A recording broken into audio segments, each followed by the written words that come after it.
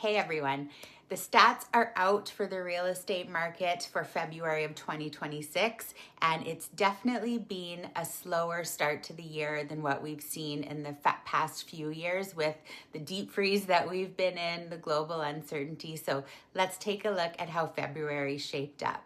There were just over 1,600 total sales in the Greater Edmonton real estate market, which not surprisingly was up over 39% compared to January. But if we compare this February to last February, we were still behind just over 11% overall. There were over 3,000 new listings posted last month, which is about 25% more than what we saw in January. Also not surprising, the market does tend to pick up in February. So although it's not as busy as it was last year, we are definitely now starting to slowly see some traction.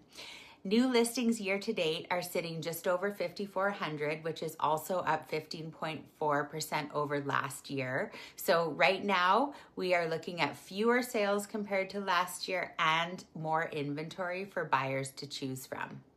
With months of inventory currently sitting at 3.4 months, it's great to see. This means we're walking that line between a seller's market and a balanced market. So basically, if no other listings hit the market going forward, at the pace that we're going, it would take about 3.4 months to sell all of them.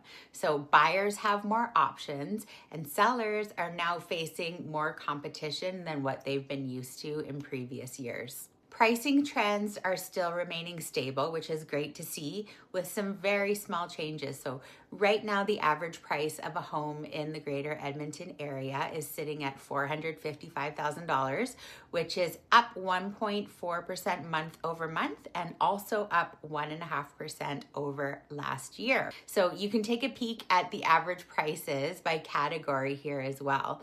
We saw increases in townhomes, half duplexes, and detached properties both month over month and year over year across the board.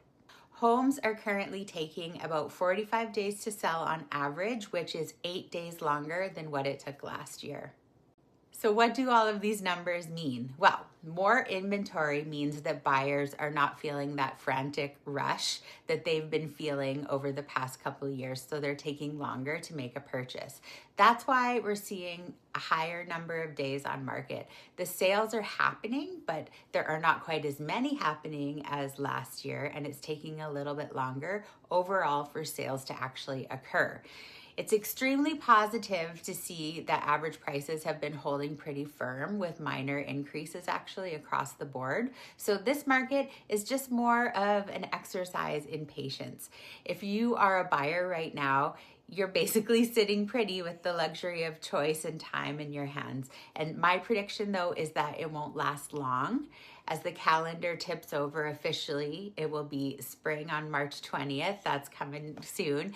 And as the temperatures increase, there will be more competition out there. Now might be a great time for you to take advantage of a slower and steadier real estate market.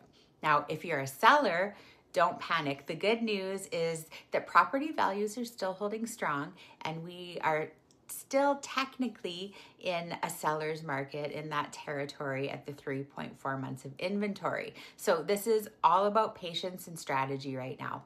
If I had a crystal ball, I think it would show me that the market will start picking up as we move end of March into April. Days on market will come down. We'll continue to see modest price increases throughout the spring.